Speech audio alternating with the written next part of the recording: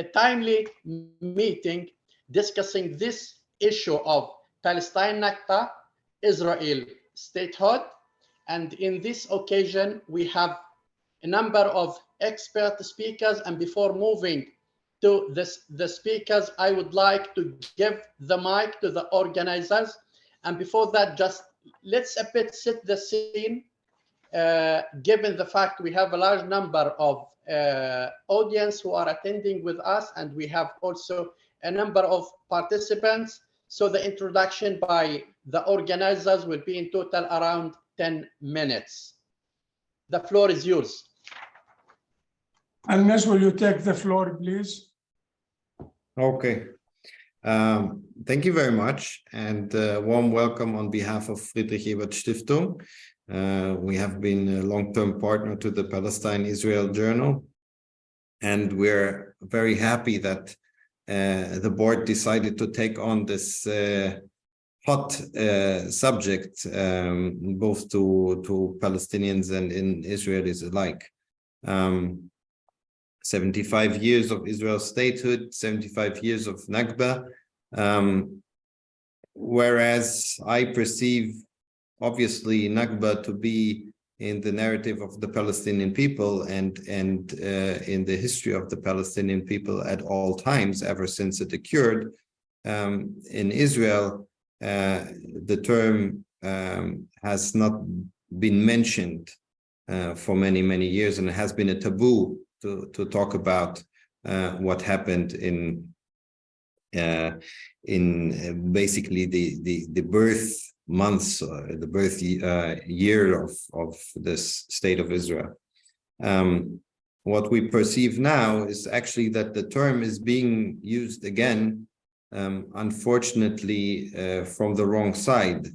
We hear members of Knesset mentioning the term and saying the Nakba was not completed, Ben-Gurion didn't finish the job. But fortunately, we also hear the term from a side that I think can be applauded. I mean, there has been the generation of the new historians, but I think now there's even a second generation of new historians that start looking into the events of that time and start undigging in archives and in personal accounts. And I think there should be much more of that kind, and there needs to be a discussion around this very difficult subject in order to move forward. So again, I applaud the Palestine-Israel Journal to take on this subject, and I'm looking very much forward to today's discussion.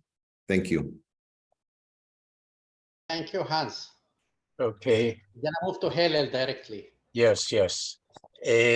Well, I'd like to make some brief remarks on behalf of the editors of Palestine-Israel Journal. First of all, it's hard to ignore the current very tense and violent reality that's taking place right now as we carry out this Zoom launch. And the truth is, we were actually wondering whether we should do it, and felt that this is really a very important topic, and we decided to go ahead with it now. This is the issue which is not yet on our website. It just was published this past week, 75 Years Palestine Nakba, Israeli Statehood. We can look back at November 29th, 1947, the day that the United Nations General Assembly resolved to end the mandate with a partition plan, the establishment of a Jewish and an Arab state in mandatory Palestine. And 4 days from today, on May 14th, 2023, we will be marking the 75th anniversary of the establishment of the State of Israel and of the Palestinian Nakba. Only one part of UN General Assembly Resolution 181 has been realized, the establishment of the State of Israel. The other half, the establishment of an Arab, now we would say a Palestinian state, has not yet been realized. Our goal in creating this issue was to explore what happened 75 years ago and its implications for today and the future of Israeli-Palestinian relations. The issue contains many informative articles and a very stimulating roundtable discussion with what I think Hannes called the second generation of new historians, historian Adam Raz and filmmaker journalist Noam Shazaf, together with Palestinian diplomat Dr. Ahmad Soba and writer Firas Yagi, along with members of our editorial board. Today, we have 4 excellent speakers who will be introduced by a moderator and also a guest speaker from the United States.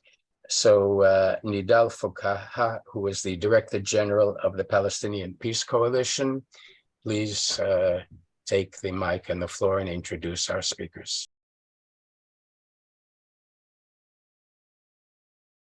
Moving actually to the organizers and then to the speakers, let me just set the scene in a couple of paragraphs on what we are talking about. On the 15th of May of each year, the Palestinian people commemorate the Nakba, one of the largest crimes in contemporary history, as the Zionist forces occupied more than 3/4 of historic Palestine in Nakba of 1948. Moreover, 531 Palestinian towns and villages were destroyed and 85% of the Palestinian population were punished and displaced. They are now mainly in refugee camps in Palestine, in neighboring Arab countries, and worldwide. The roots of the Palestinian Nakba are embodied in the British government Balfour Declaration in 1917 that was adopted by the British Mandate over Palestine. The declaration unjustly granted the land of the people of Palestine to be a national home for the Jewish people. Palestinian refugees live in 59 camps inside Palestine, in Lebanon, Syria, and Jordan. The number of Palestinian refugees registered inside and outside the camps, according to the UNRWA statistics, totaled 6.6 million Palestinian refugees in 2022. The UNRWA, which was established by a resolution of the United Nations General Assembly, provides health, education services to the Palestinian refugees inside the camps in Palestine and the diaspora countries. On 11 December 1948, resolution number 194 of the United Nations General Assembly was passed, affirming the right of Palestinian refugees to return to Palestine and to be granted compensation. However, the newly established state of Israel did not allow their return, despite the fact that Israel's approval of the implementation of Resolution 194 and Partition Resolution 181 were a condition for the United Nations recognition of Israel in 1948. On May 15, 2023, next week, and for the first time, the 75th anniversary of the Nakba of the Palestinian people will be commemorated at the headquarters of the United Nations General Assembly in New York in a high-level event in the presence of President Abbas. So, meanwhile, while the technical people are allowing more to log in, let me just introduce the speakers, the 4 speakers who will be with us in this Zoom meeting. Professor Daniel Bartal, former president of the International Society of Political Psychology and author of Sinking into the Honey Trap of the Interactable Conflict, the case of the Israel-Palestinian conflict. Ziad Abu Zayyad, co-editor of Palestine-Israel Journal, lawyer, former Palestinian Authority minister and legislator, former negotiator. Dr. Alon Leil, former Director General of the Israeli Foreign Ministry and ambassador to South Africa and Turkey. Last, Dr. Talal Abu Rukbi, managing editor of the Al Muwatani Journal in Gaza, a descendant of Palestinian refugee family from Damra in the south, who lives in Jabalia refugee camp in the Gaza Strip. Of course, our hearts also with Talal in this hard day. I would like to ask to the speakers just to take the mic and to speak in the sequence presented by me. And I would kindly request actually to stick to 5 to 7 minutes time maximum. Professor Daniel Partal, please. Okay, so we're talking about 75 years to Nakba and the foundation of the State of Israel. Two major events that took place have been connected up to this moment.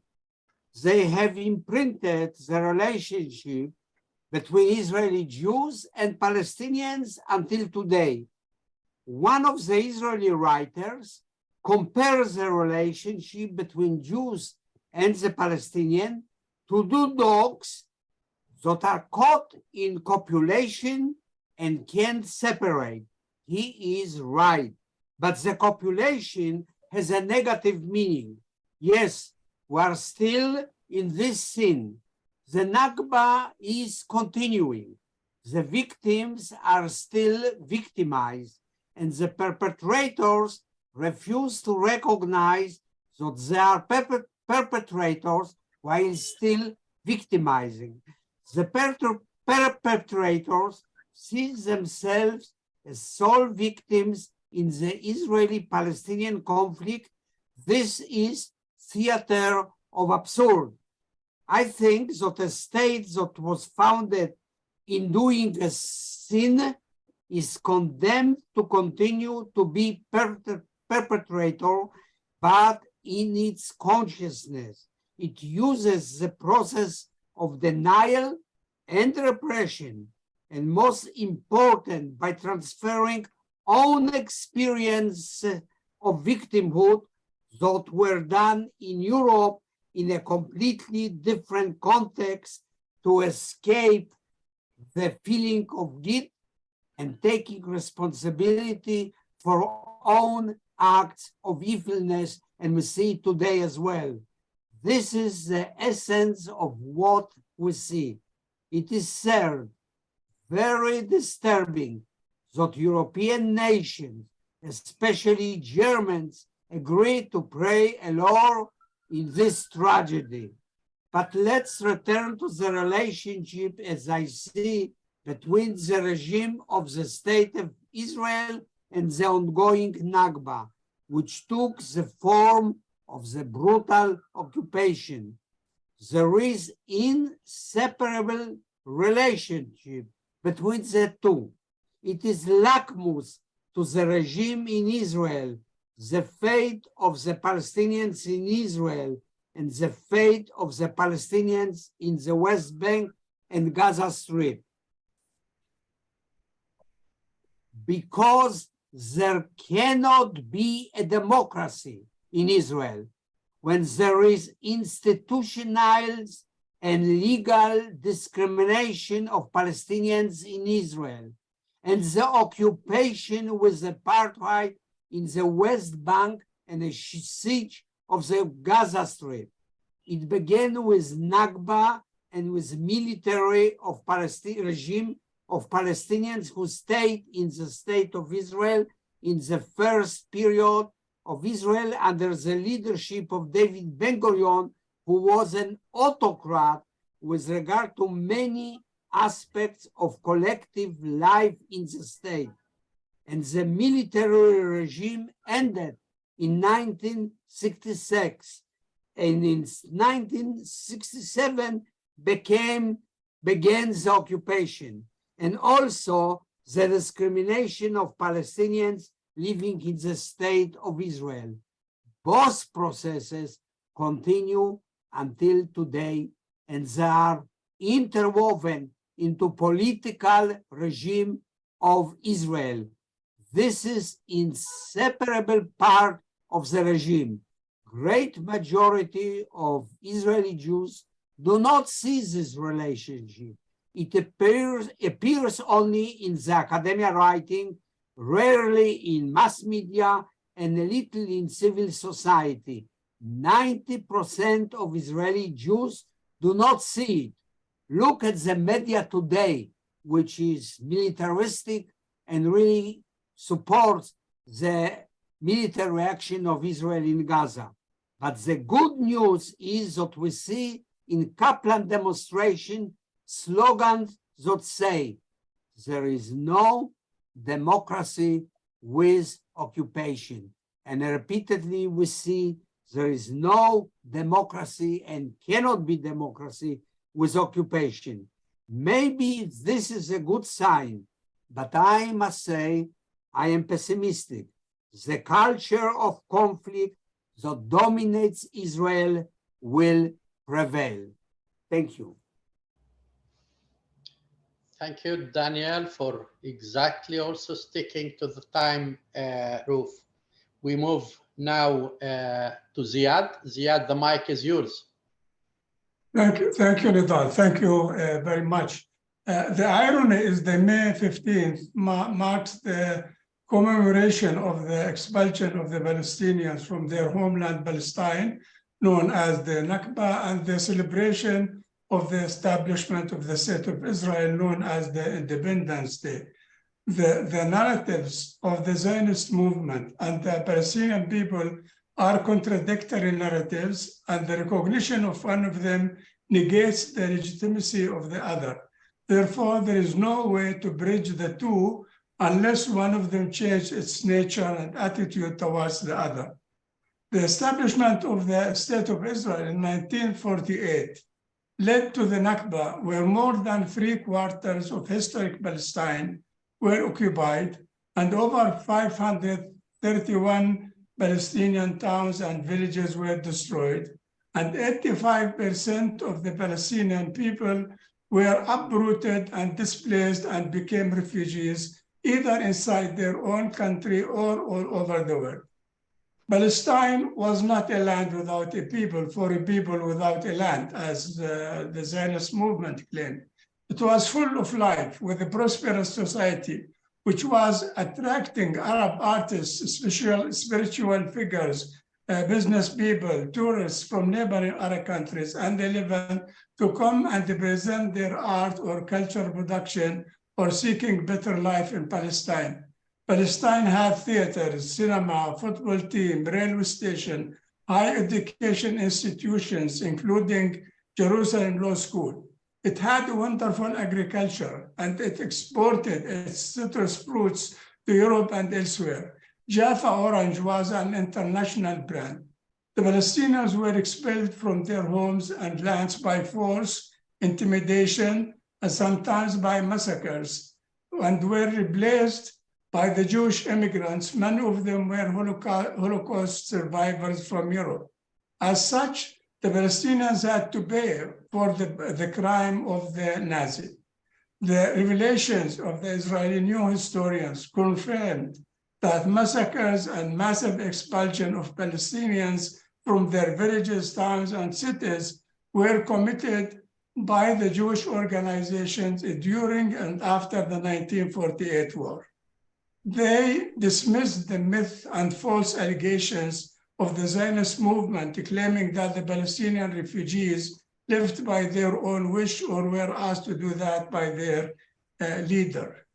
Actually, the Zionist movement was not established by Mizrahi Jews who lived with the Arabs in this country, but by Jews from Middle and Eastern Europe who had no roots in this country, except that their predecessors converted Jewish religion.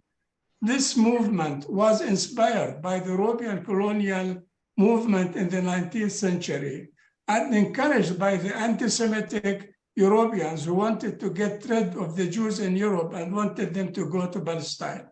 There is no logic in converting to a religion through special religious procedures conducted by the religious constituency and later abandoning that religion and claiming that it's a nationality, and continue to claim that you are affiliated with that religion.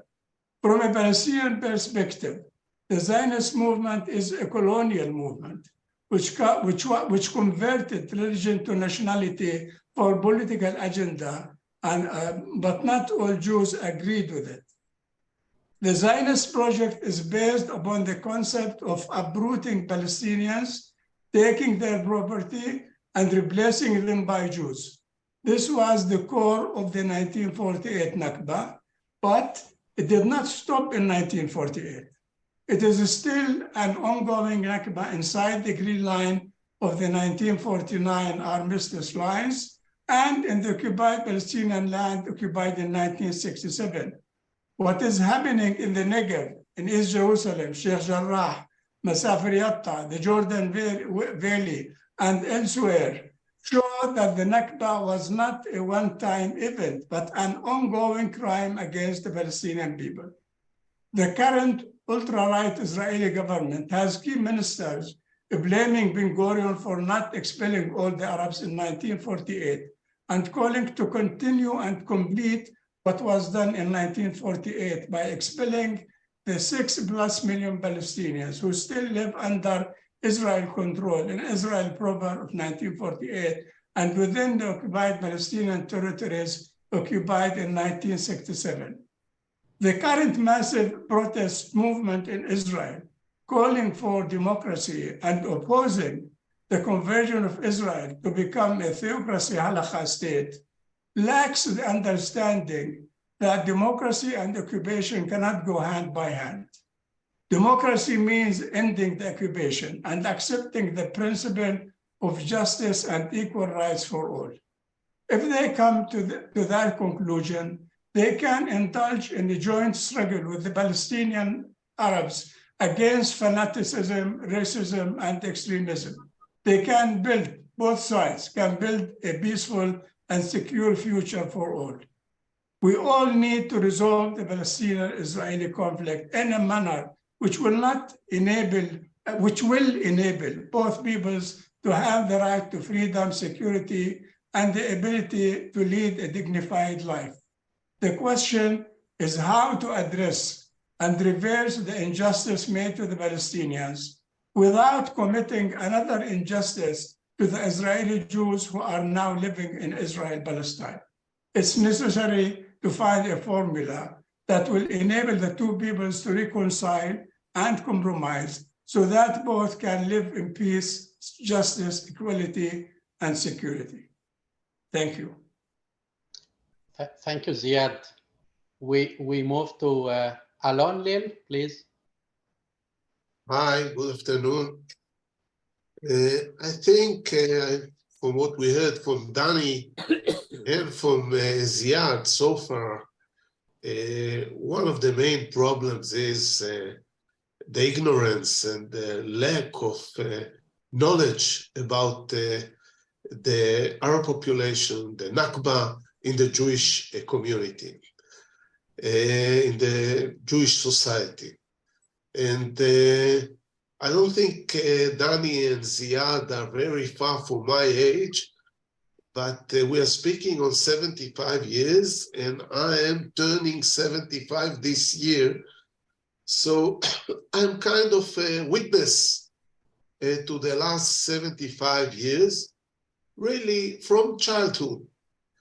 One of the things that annoy me now as an adult, and I'm quite furious about, is that the state of Israel, the state I loved as a child, grew up in, celebrated its holidays, especially the Day of Independence, cheated me at school. Cheated me at school. I was told about the War of Independence and Jewish history, and even here and there, general history. But one thing was hidden. It was a state secret. The state secret was that there were here other people too, and some of them are still here. We didn't hear anything about it at school. not in elementary school, and not even in high school, and not even in the surrounding. Only Jewish history, a lot about the Holocaust, but nothing about what happened to our rivals here, more about the Arabs across the border, the fact that we won against 7 Arab countries and so on, but not about our Palestinian neighbors. And here, really, it's a matter also of the families. I'm also angry at the family, my family. My parents were liberal people, saw themselves all their life as Europeans, loved human beings, and never, ever told me about the full picture. And now I explore more and more why, and I think, and here this forum now is sponsored by the Ebed Foundation. Both my parents and all my grandparents from both sides were German, and again, liberal, open-minded people, and I'm angry at them that they didn't tell me the full story. On the other end, the more I'm exploring, I realize that, and I think Ziad mentioned it, they didn't know exactly what's going on. My mother came to Israel 2 years before the War of Independence in 1946. Grandparents, who usually are the ones who tell about the narrative or the narratives to the grandchildren, and I see I have 7 grandchildren now. They come and ask me questions. What are the Palestinians? What is the West Bank? I think both my grandfathers and maybe grandmothers too were in a state of shock. We're not functioning for mentally on the issue of the conflict. And my parents, the same. They never spoke with me about the Palestinian neighbors. I remember, first of all, in the army, of course, they told us to shoot, and we were shooting. The first time I heard about the Nakba and what happened was in university. Well, not from lecturers, from colleagues, students. And I thought they are cheating me. I thought they are lying to me. And it took me 2-3 years until I realized that everybody was cheating me until the age of 21, not in the university. And so I think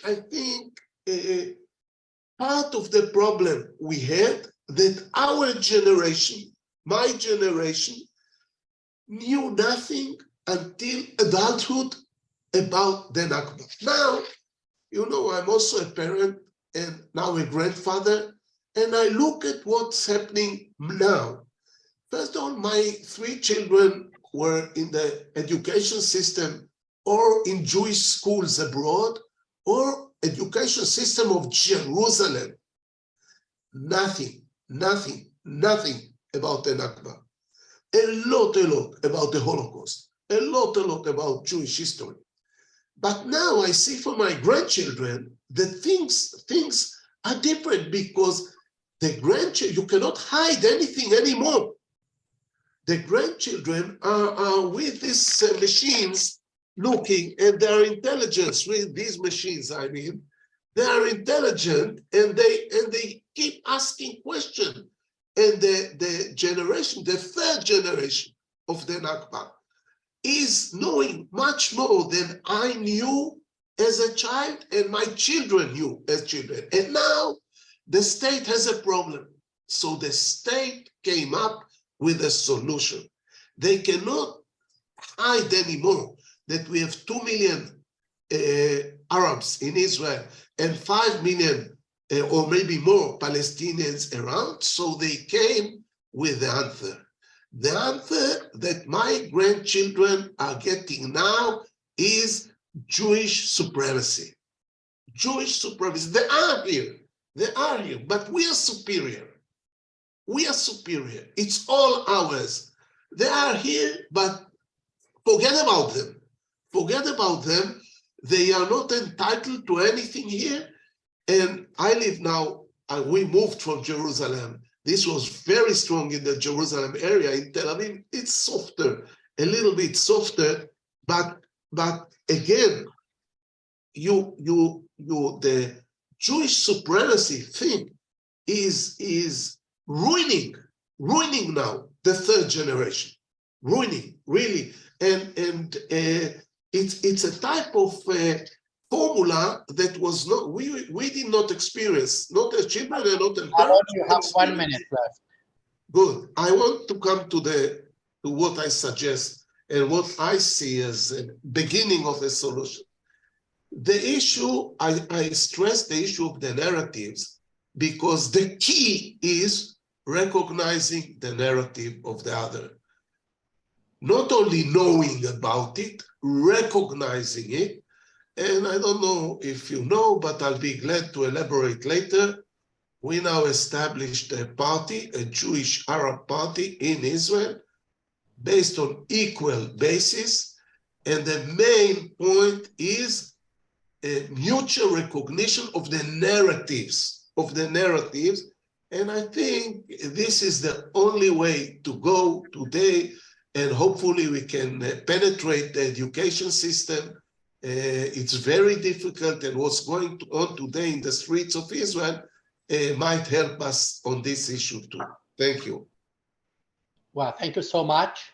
Now we have on the agenda Talal. Frankly, I'm not sure if he's joining us or if he already managed to be with us. Nasreen, is Talal with us?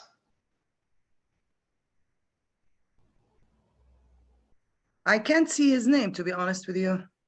Yeah, you know, Talal is from Gaza, and we all know the situation in Gaza. And as I mentioned at the beginning, in such a day, our hearts with the civilians and the people of Gaza. So probably we can move in the program unless Talal anytime will join us, then we will take him. But I have a suggestion. If in case among the speakers, in 1 minute, any of the speakers want to clarify a certain point which relates to any other presentation, we can allow this at this time before moving to the Q&A and to the audience intervention. Is there any clarification?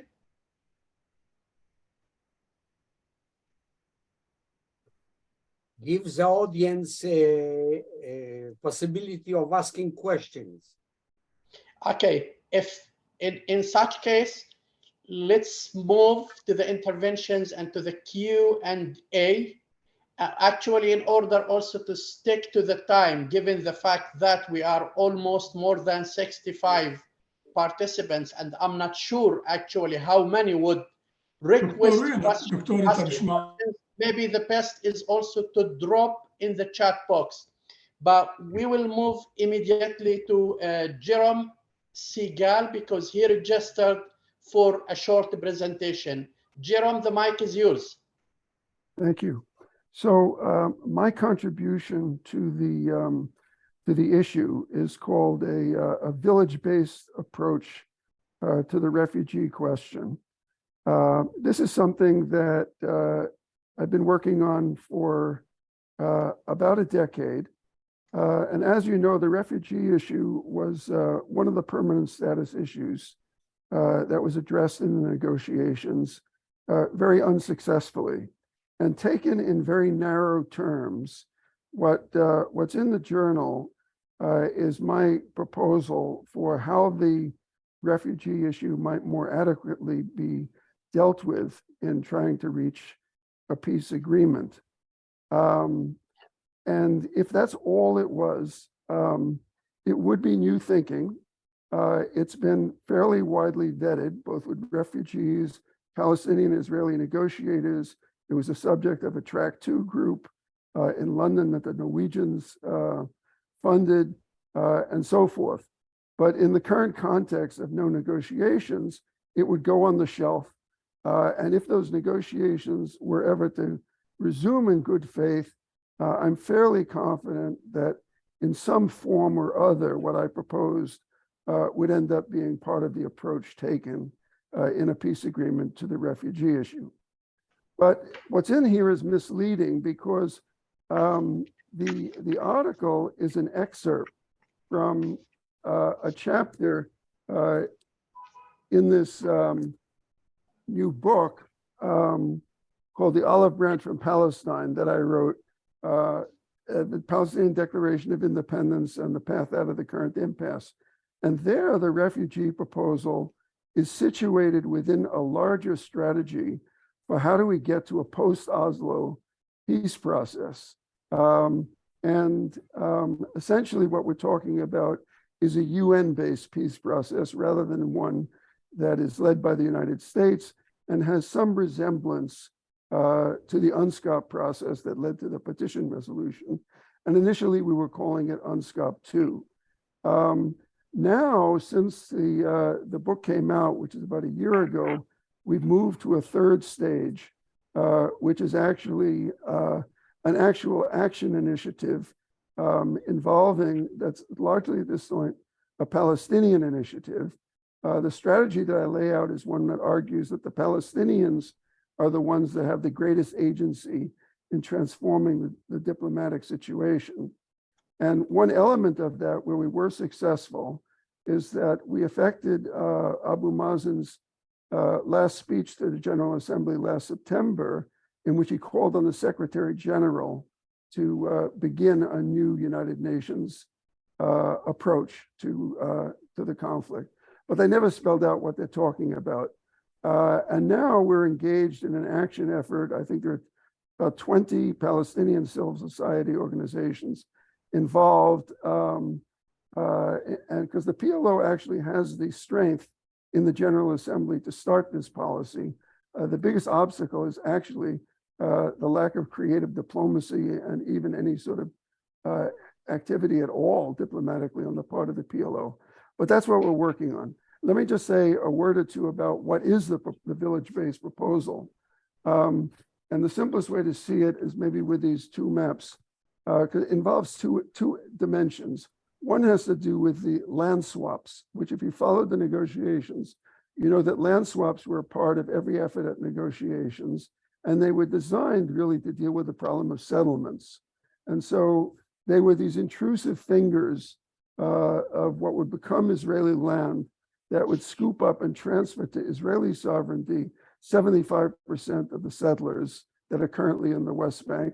And then there would be an equivalent amount of land inside of Israel that would go to the Palestinians. And here's a map that that shows what those things typically look like. And what you can see is that the areas that the Palestinians would get, which are outlined in red here, are very compact areas, largely around Gaza, whereas the Israelis have these very intrusive blue fingers going into the West Bank. The first part of the refugee approach is to actually make the transfer to the Palestinian side of some of the 419 villages that were destroyed in 1948 rather, to Palestinian sovereignty. And this map is an alternative version of what land swaps could look like. And this one in particular would transfer to Palestinian sovereignty about 50 of those villages. Each village today has about 10,000 refugees who came from them. So 50 villages would transfer to Palestinian sovereignty, the villages of 500,000 refugees. And so for those refugees, it would be possible for the right of return to be totally fulfilled. That land would now become Palestinian land, and the refugees, if they wanted to, could go back and live there if they wanted. The second part of the proposal has to do with the remaining villages. 1 minute left, Jerome. Yeah, the remaining part of the proposal has to do with the remaining villages that are inside of Israel. Most of them actually were not built over. Most of them are in national parks. There are about 370 of them that are not built over. And what we propose for there is actually to form for each village a committee of all the refugees associated with that particular village, and to transfer to that committee, as it were, quasi-property rights or managerial authority over their own village. So they could veto any building there. They could resurface the contours of the village. They could reconstruct the cemeteries. They could beautify the village. They could put up a guest house, and conceivably, there could even be some limited degree of resettlement in the village. What this would involve, if you multiply the 370 villages by 10,000, is basically that 3.7 million refugees could, if they chose, be permanently engaged in the management of the village from which they came. And essentially their village would become, each of these villages would become a living memorial to the Nakba rather than a housing development. So new housing would not occur there, but essentially it would be a museum of the Nakba of their village that would be under the control of the refugees from that village. So taken together, these two things represent the proposal that's laid out. Thank you. Very informative. Thank you so much. Yeah, while we'll move to the Q&A, and if there are any interventions, just please, find a way, raise your hand, drop your question in the chat box. We have more than one tool actually. Whoever wants to request actually to speak, just there is the sign that you can raise hand, please use it. Meanwhile, I can read if there are any questions at the chat box, and so far I can see one question from Alexander. I can read it. Meanwhile, you can prepare for any questions. But not all of the groups in Israel's current protest movement also bring up the Palestinian issue. What would your strategies be to engage with them and to prepare Israeli minds for more understanding of Palestinian concerns? Probably Ziad can elaborate, and I don't know, maybe Hillel also on this issue, since it is about strategies and what can be done. I'll be glad. I can, you want us to address it? Yes, since yes, I'm ready also to make a comment, but Alon, please. Yeah, please. Ayman Odeh, whom you probably all know, once asked me, how come you were a diplomat, an ambassador, 30 years, so and so and so and so, how come you changed to such an extent and you look at us differently? And I told you, Ayman, I admit my grandparents never had an Arab friend, and my parents never had an Arab friend. And I told him, I think I have a problem with my eyes, a defection in my eyes. I see you. I see Arabs. I see Arabs. And from the day I started seeing you, it turned that I have today more Arab friends than Jewish friends.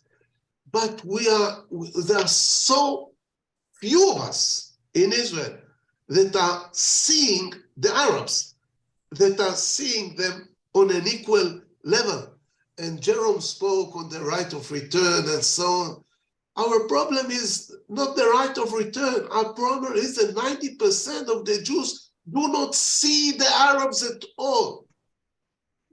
And if they see them as in the restaurant or as cleaning the streets, or not. There is no any type of esteem, any type of parity of esteem, and I think the solution is, and I mentioned it, that we will create a Jewish-Arab political partnership not on in the medical field and not in the football, a political partnership in which we sit the two sides and we speak about our history and about our narratives. And I think this group is now expanding, and the more we'll have Jews who are ready to hear your stories and are open to it and are ready to give you the full credit that the Arab society deserves on the collective level too, not as only as individuals. This is the beginning of the solution. Okay, if I may add, first of all, what we are seeing in Israel in the past, what is it now, 18 weeks, it is quite extraordinary and unexpected that you have in Tel Aviv alone 150, 200,000 people every Saturday night going out to demonstrate, and you add a lot of other major centers around the country, it comes to even 400,000 or more people. And what the slogan, this primary slogan that they are shouting over and over 10 times is demokratia, democracy. We want democracy. We do not want to lose the independence of the judicial system. Now, this is the first time there has ever been a debate, a discussion about the nature of democracy within the state of Israel. And as everyone knows, most of the immigrants who came here came from undemocratic countries in Eastern Europe, the ones who came from Russia, the ones who came from the Middle East, North Africa, etc. And this is the first time that there is a serious discussion about democracy. But as Dani Bartal said, there is no democracy with occupation. And I think that what we have here, hopefully, is a two-stage process. The first stage is to defeat the attempt at a judicial revolution. And the second stage is, and this is the responsibility of all of us, to insert into the discourse the fact that the nature of democracy means that we cannot be ruling over another people. We cannot continue in occupation. There is no democracy with occupation.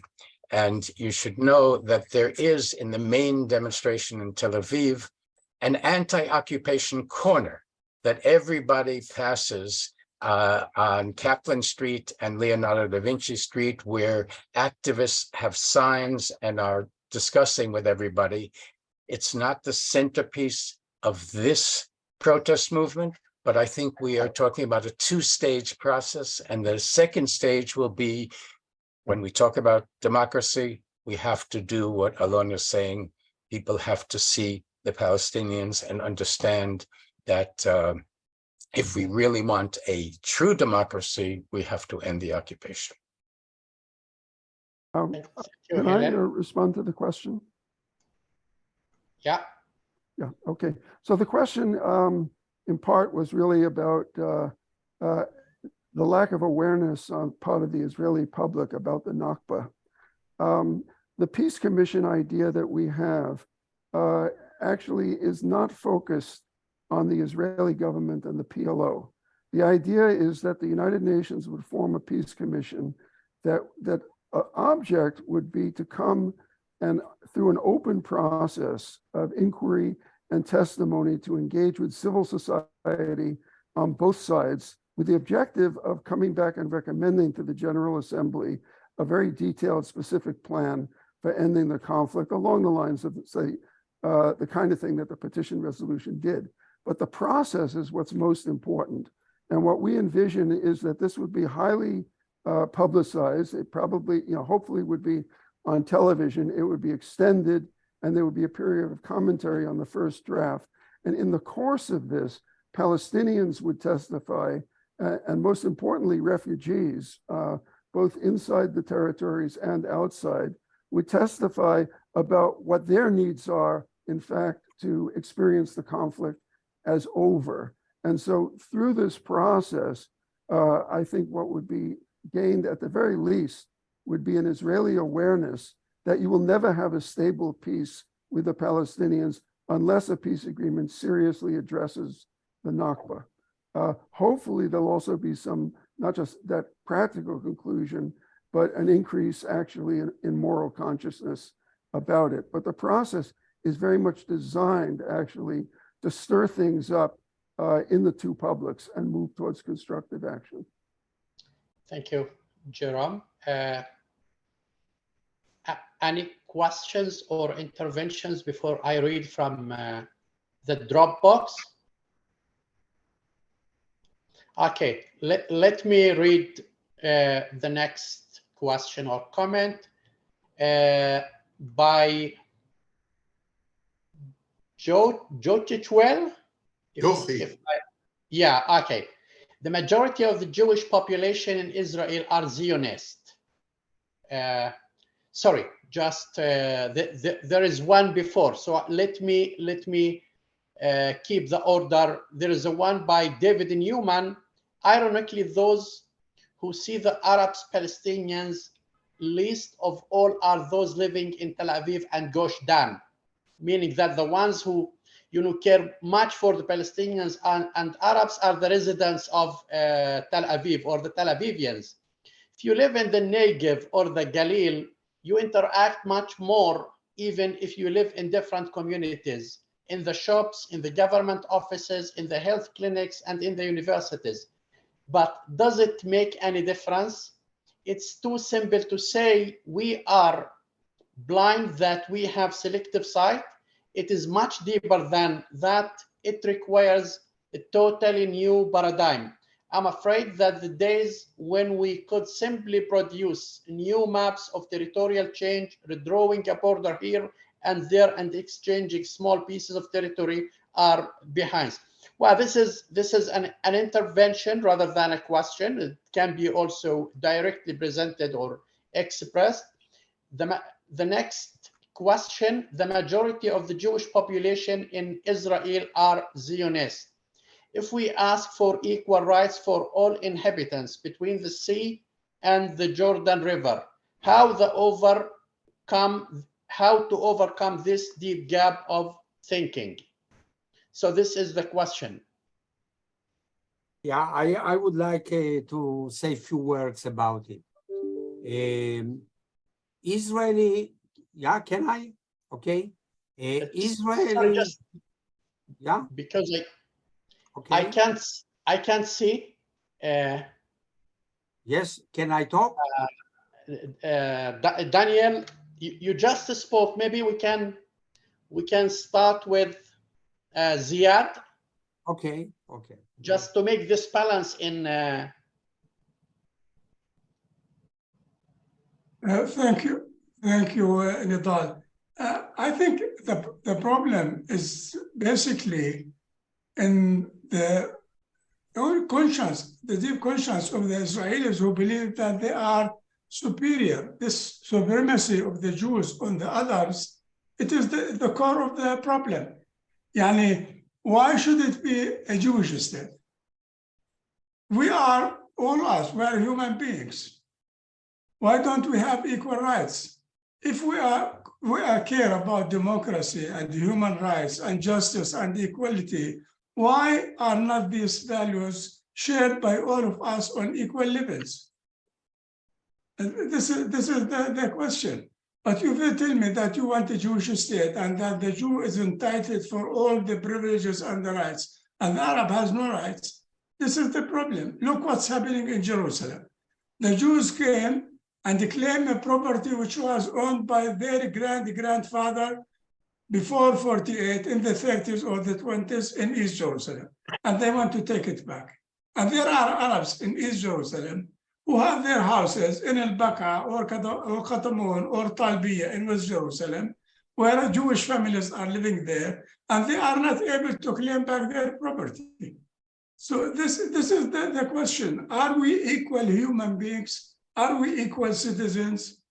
Are we entitled for equal rights? What's the difference between you and me? We in Arabic say that we're all carried by 9 months. We are all sons of 9 months. Why should someone be better than the other? Why should someone have privileges and others deprived from these privileges? This is the core of everything. If the Jews and this agree with us that we are human beings like them, and we are entitled for equality and justice like them, all our problems would be solved.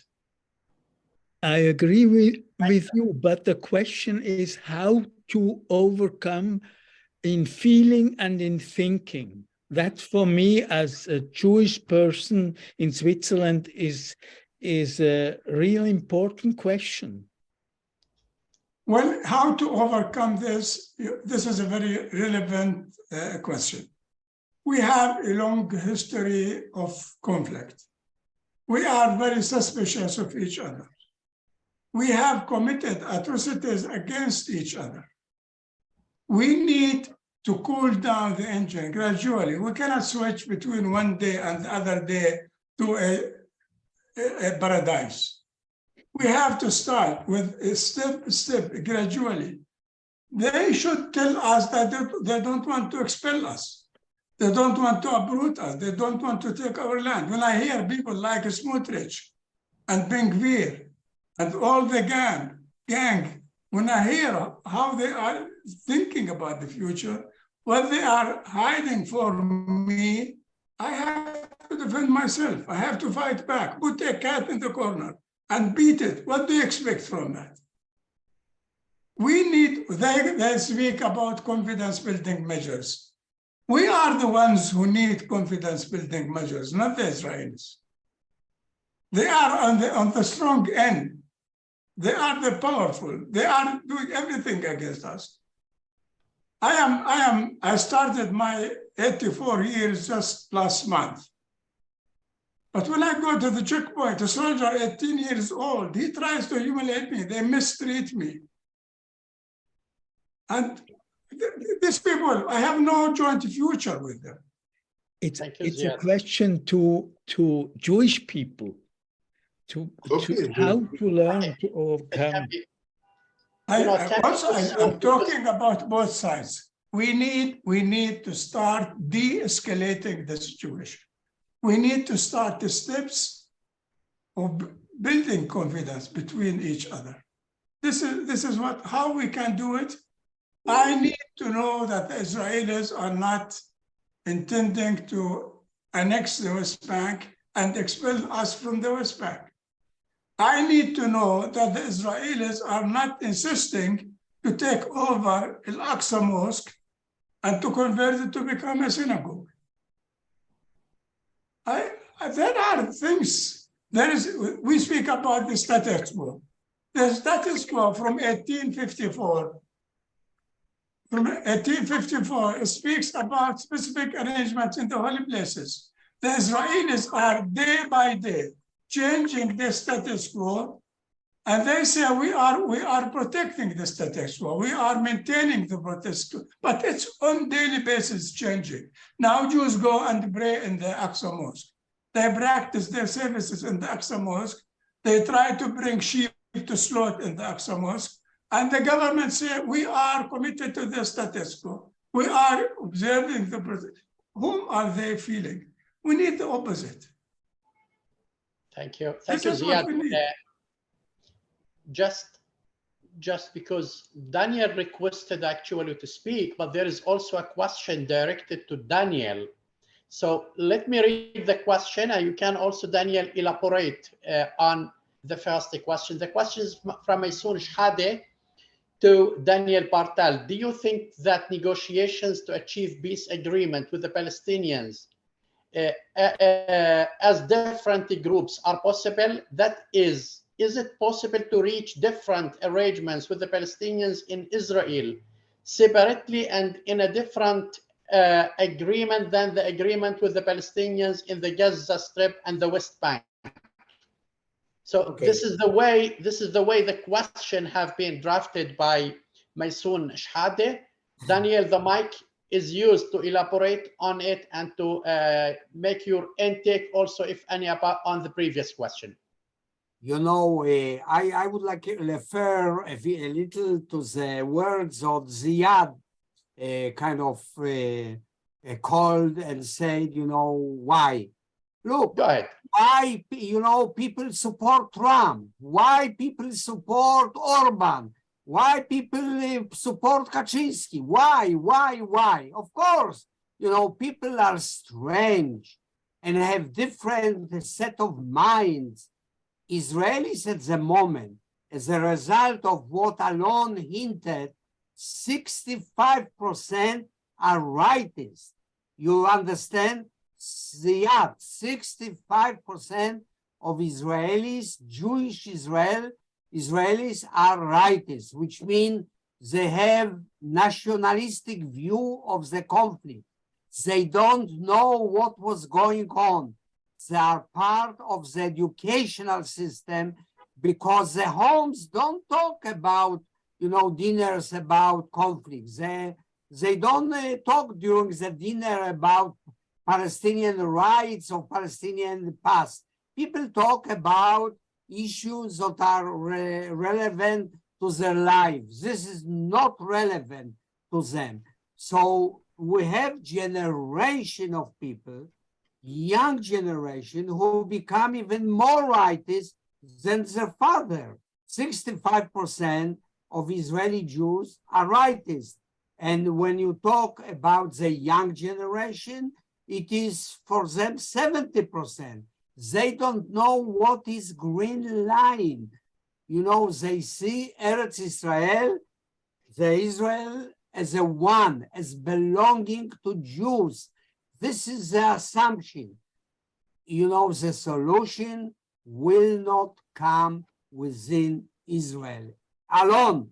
It will not. You are talking about attempts, those are minor. Nobody considers it. Most of the Israelis are rightists. That solution can come from outside. If Germany will change, the view that we have to defend the security of Israel. What about the security of Palestinians? What? It's crazy. The policy of European countries where the Holocaust was is absolutely unbelievable. They take still. I am returning now from Germany. I talked with people and it's absolutely unbearable. So they still feel kind of responsibility, guilt, etc., to defend the security of Jews in Israel, not of Palestinians. And they have to change the view. And the change can come from outside. If France and Spain and Germany and Sweden and Netherlands will take a voice about, that what has to be, they take such a voice. Why with Ukraine, they take a very firm voice? Ukraine was attacked by Russia and the occupation was very bad and they defended.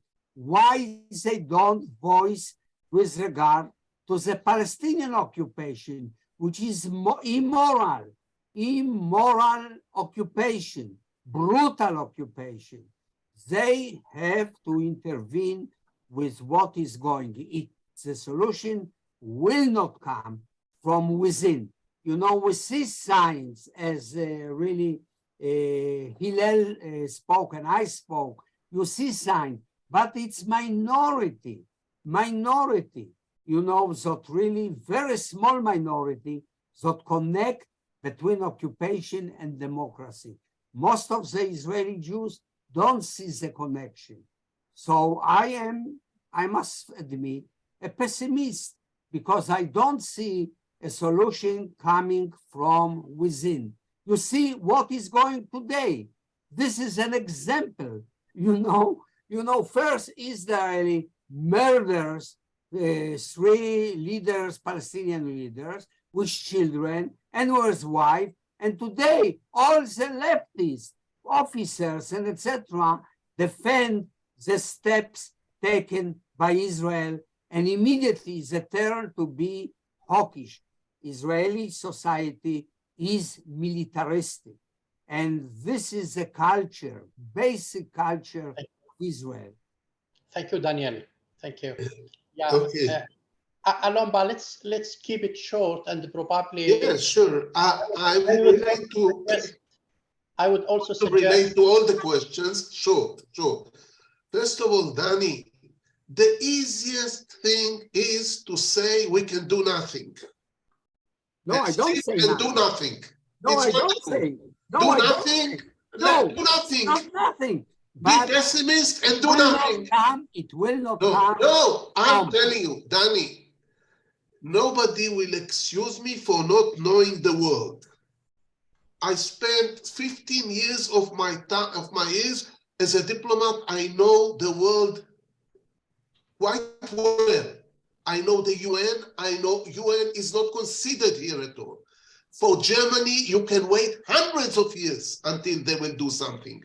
Israel is a powerful country. Nobody wants to quarrel with Israel.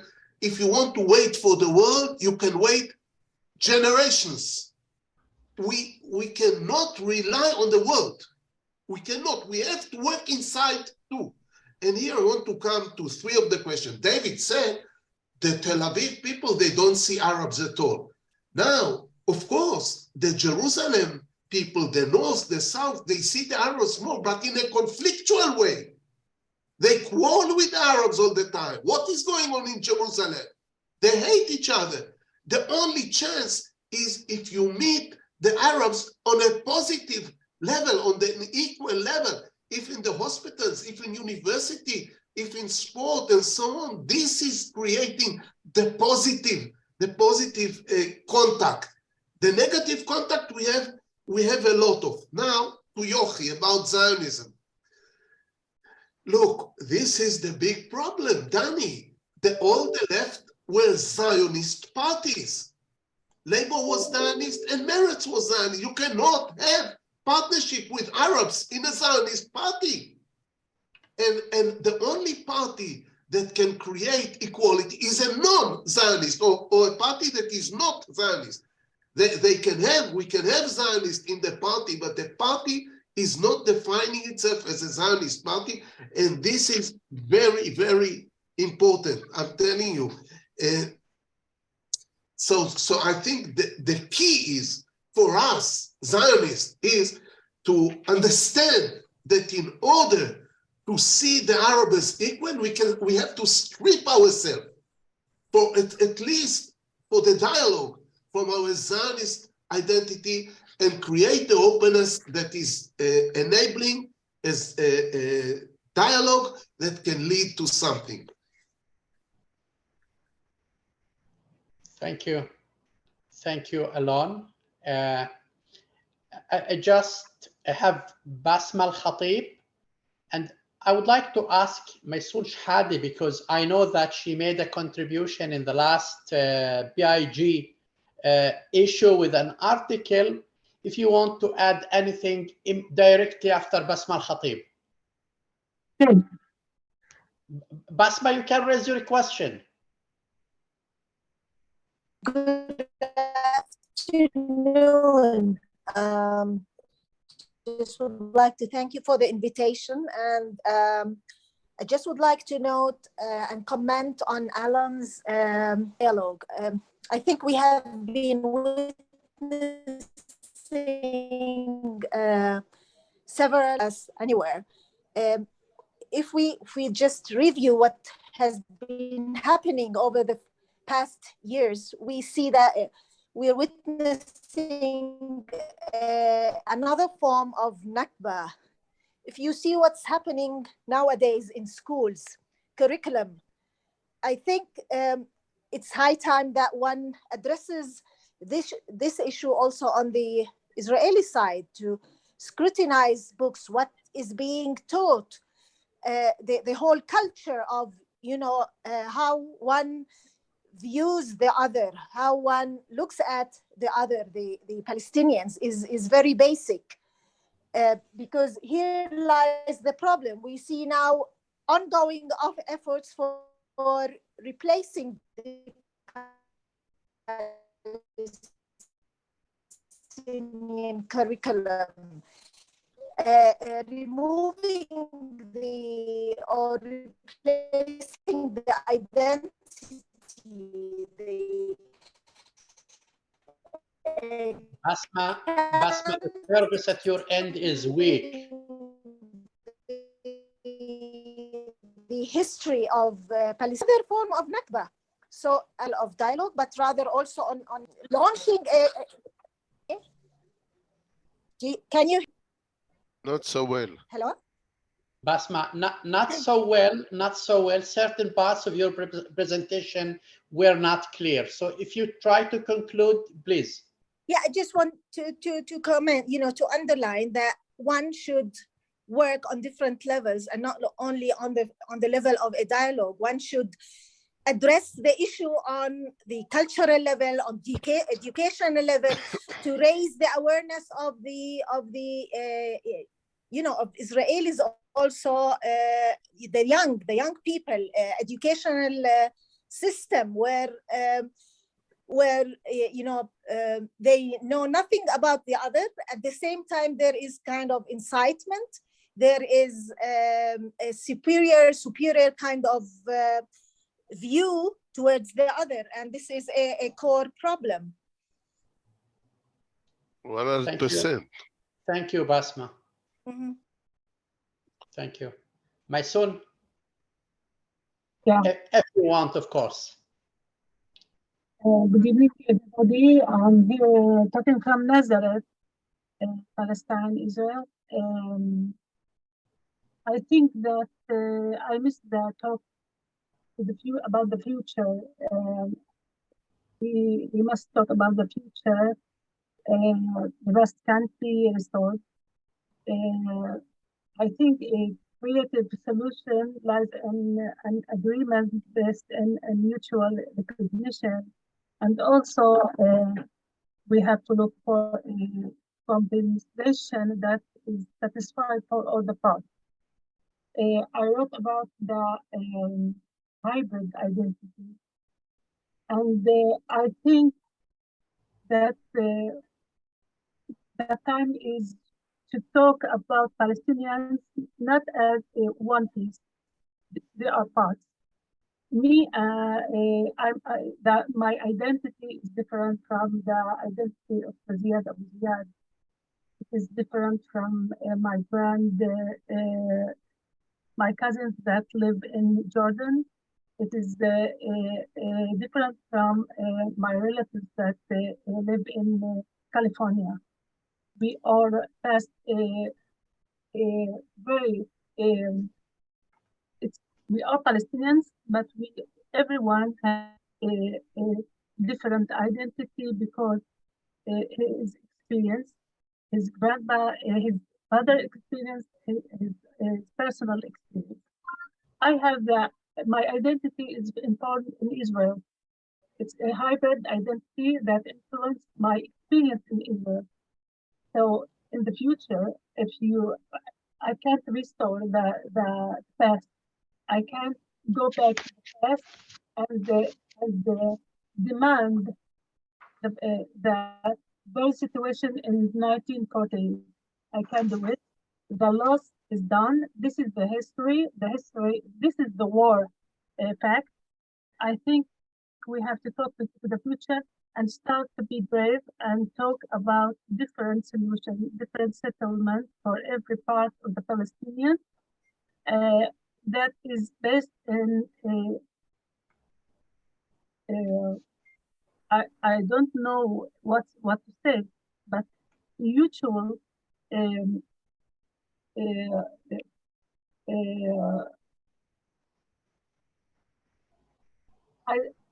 I think mutual recognition, but in the pain and in the loss.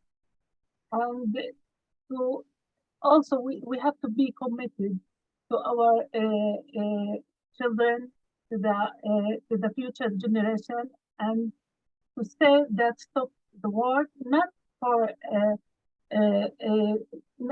the Jewish, not for admitting that the solution is.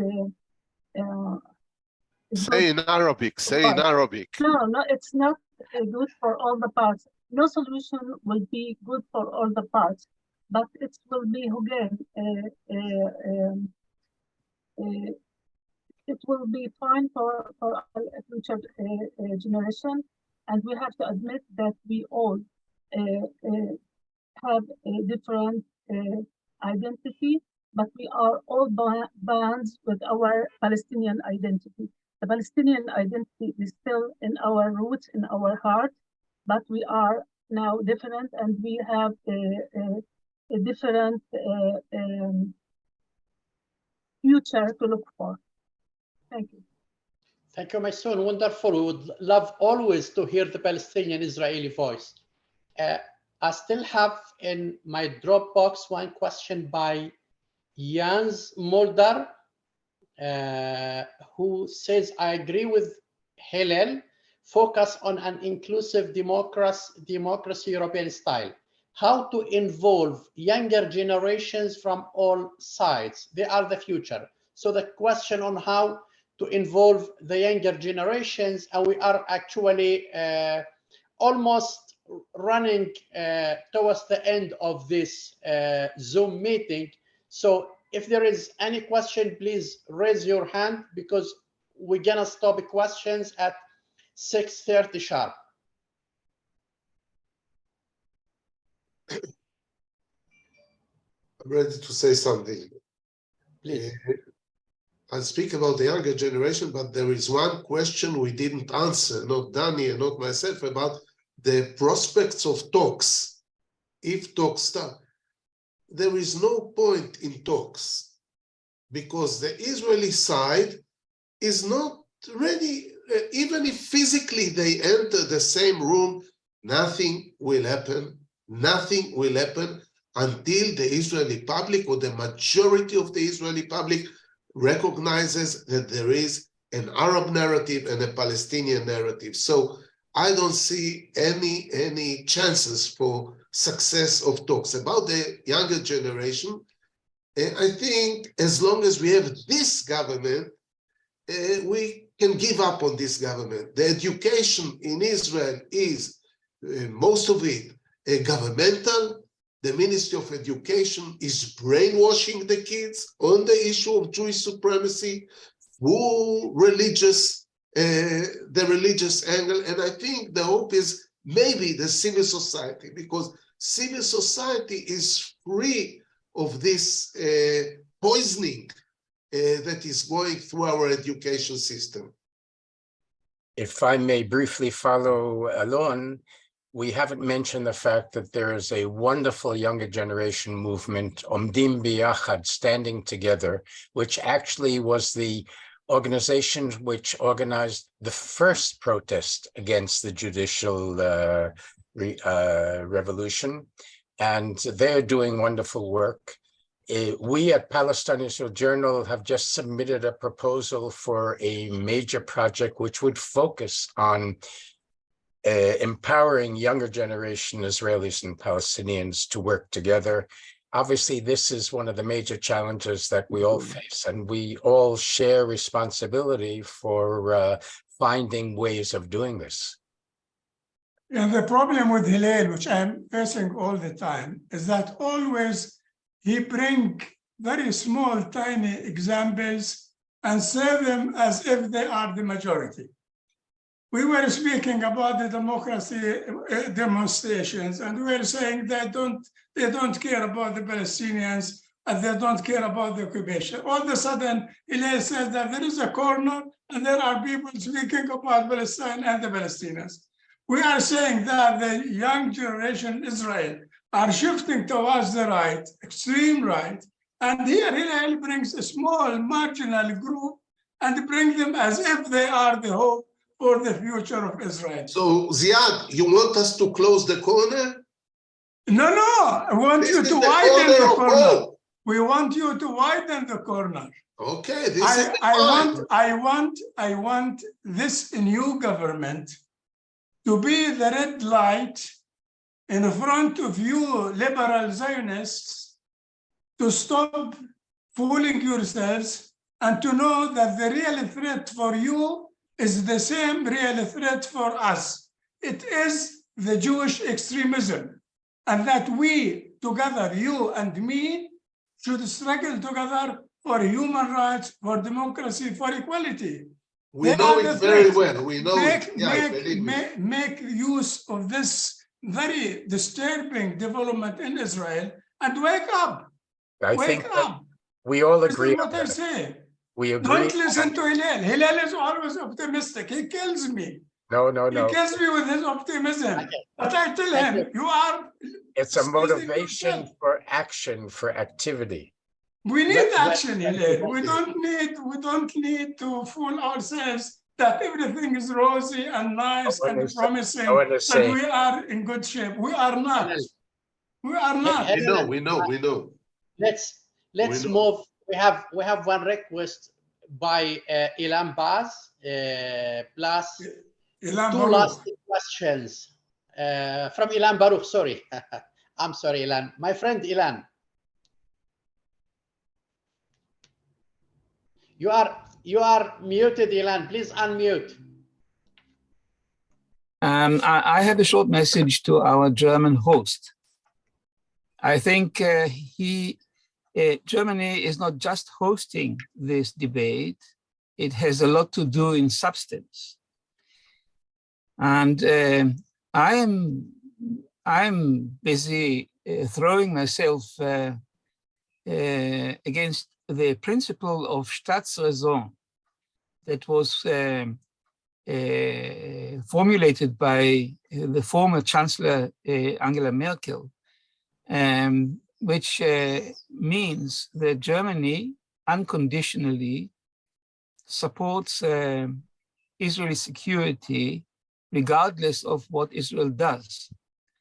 And I think that it is high time, now 75 years after the independence, and with a view of the Nakba, that Germany will open up to a dialogue over the Staatsräson, raison d'etat, and not in order to replace it or to remove it, but in order to make it more inclusive and take consideration of the Palestinian-Israeli relations resulting from the fact that Israel gained supremacy, in fact, not only ideologically, but in fact, as a result of the steady support, unconditional support of Europe, but primarily of Germany to Israel. And I'm very interested in seeing a dialogue developing maybe in PIJ, together with our host and other German individuals about this topic.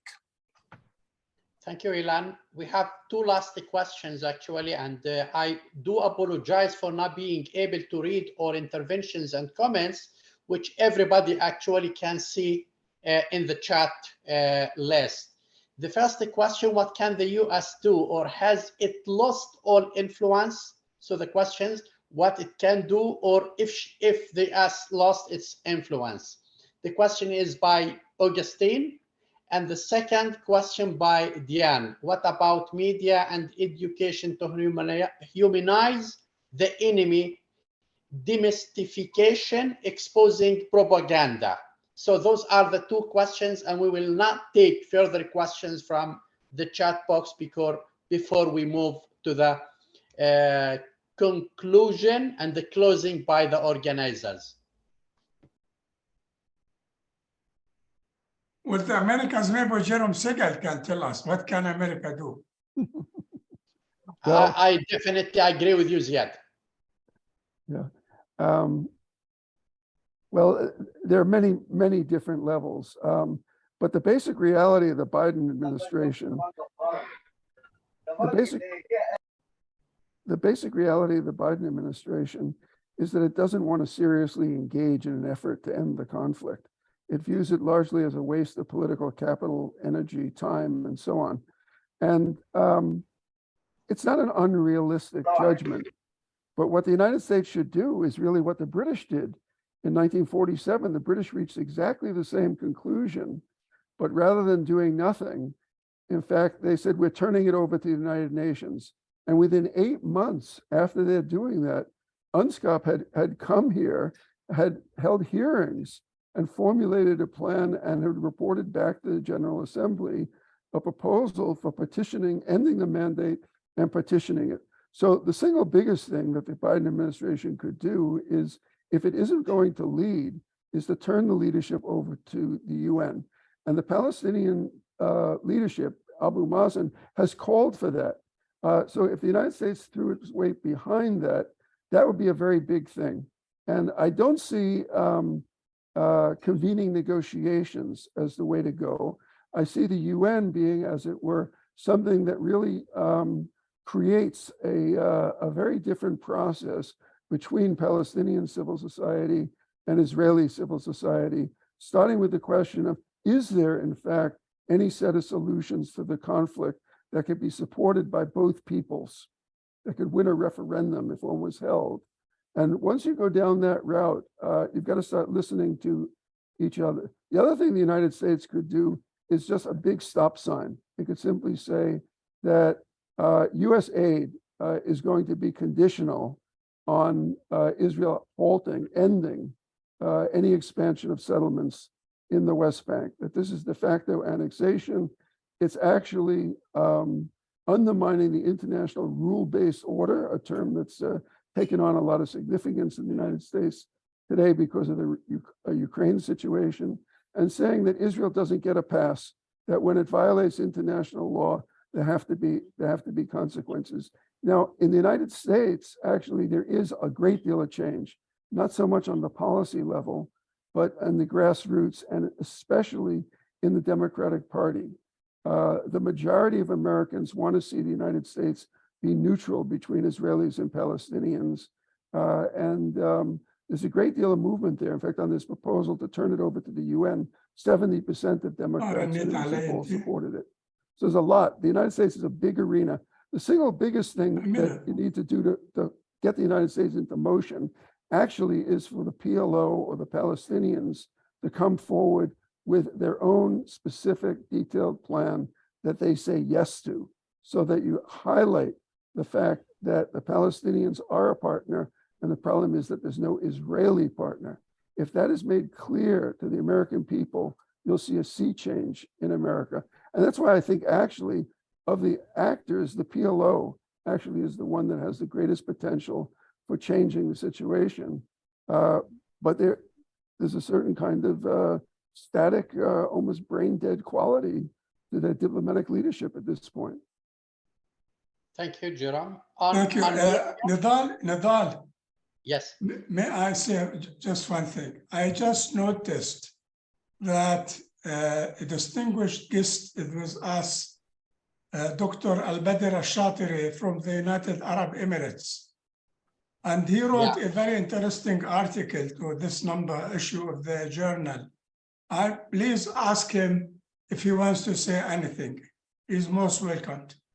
Yeah, of course, he's Dr. Al-Badr Al-Shatiri.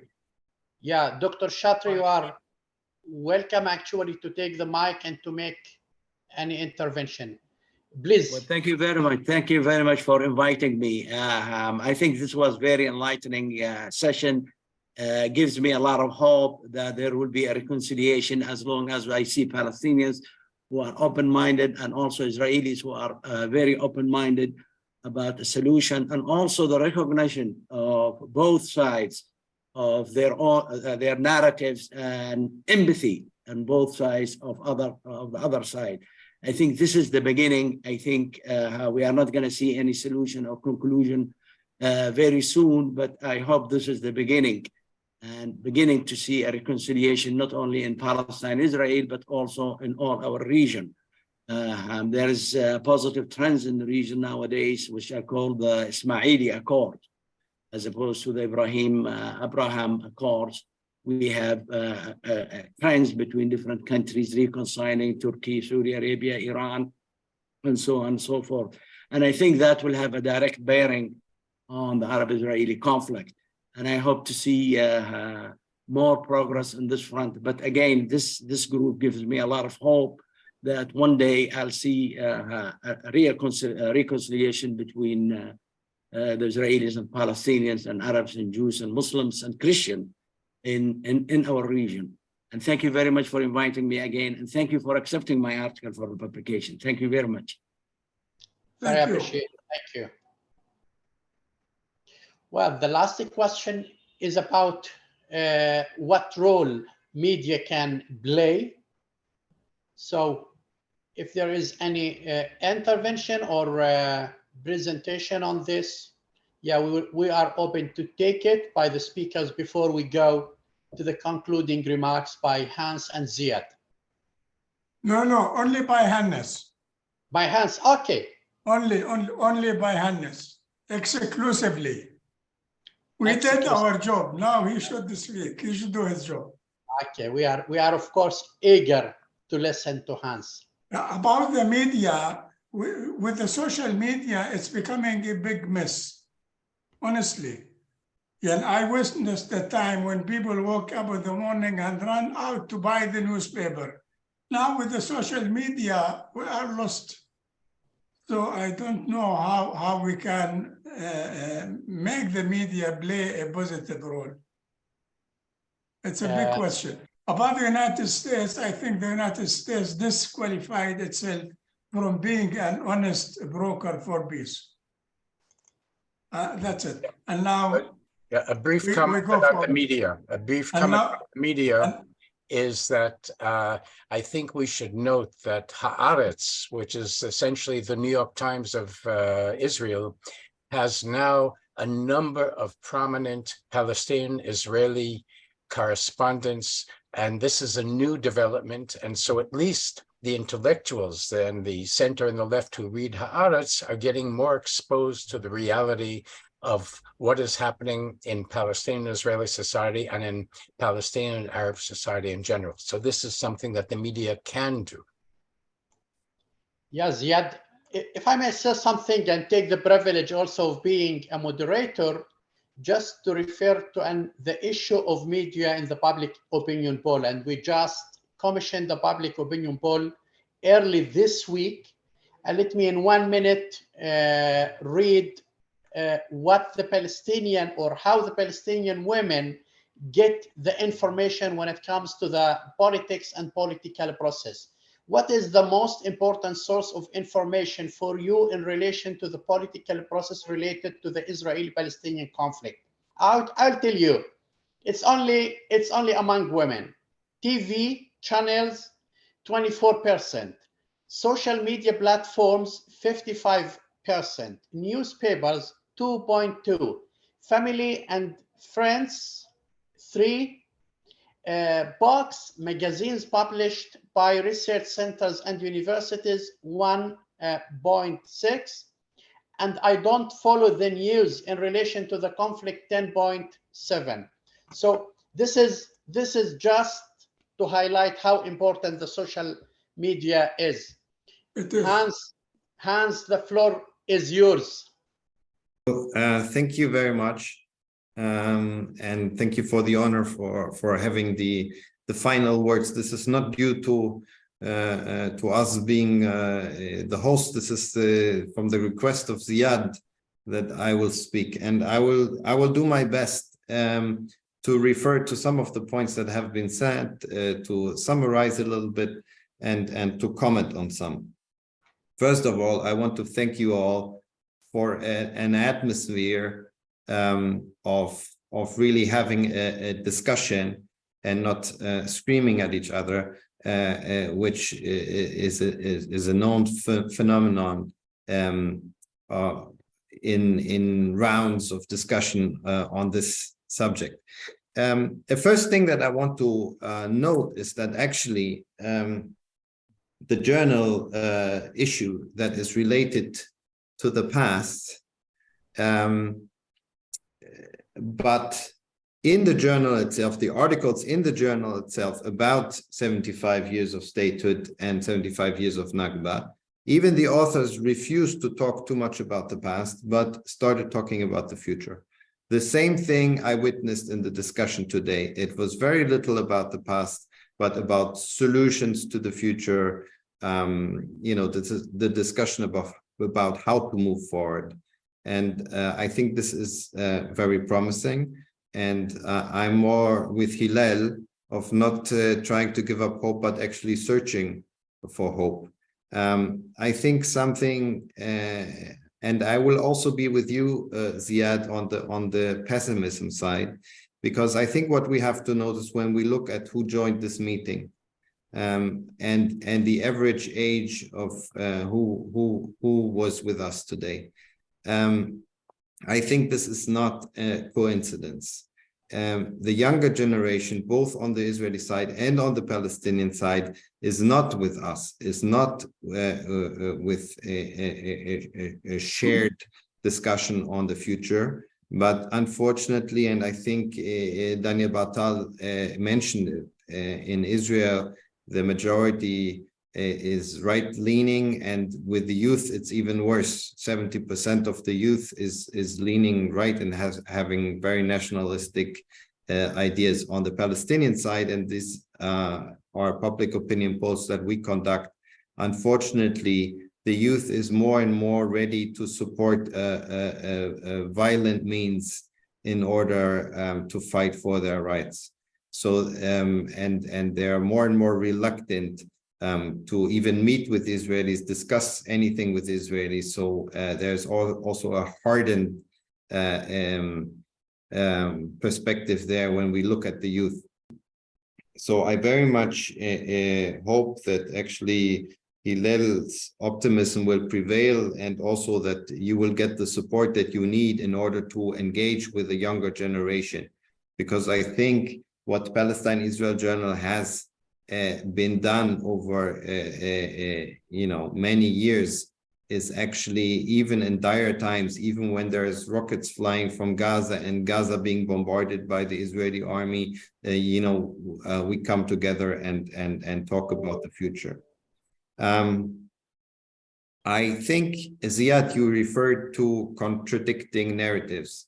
This is also something that I didn't feel we had here today, at least not between Israelis and Palestinians. When I hear Daniel Bartal talking about Israel being created in sin and an ongoing Nakba, this is actually quite strong words that could have come also from Palestinians.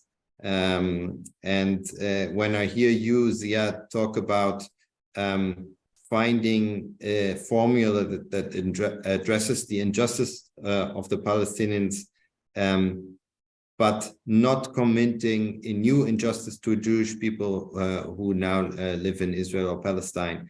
This is something, very reconciling words from a Palestinian, that I think, the lines between Israelis and Palestinians are very fluid in this group.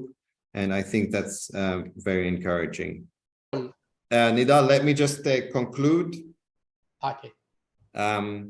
by thanking everyone for this very enriching discussion. Many others who spoke, also Jam Segal from the US, and our friend from the United Arab Emirates. I think all of these were starting points for further reflections. And I'm looking forward to the next issue of Palestine-Israel Journal. And I encourage you all to read the current issue. It's out now since a week. If you haven't got your hands on it, please do. Thank you very much. Thank you, Hans, so much for your presentation and for your message of support, actually, to the organizers and to the work and the mission which is being taken by those who are also joining in this Zoom meeting. On my side, I believe mission is accomplished and we reached to the end of the meeting. So let me take the opportunity once again to thank so much Daniel, Alon, and Jerome being speakers with us today, as well as Ziad and Hillel. Very well done and very timely issue, despite actually the situation and the difficulty which we are facing on the ground. Thank you all. Thank you very much. Thanks for everybody. And see you again soon.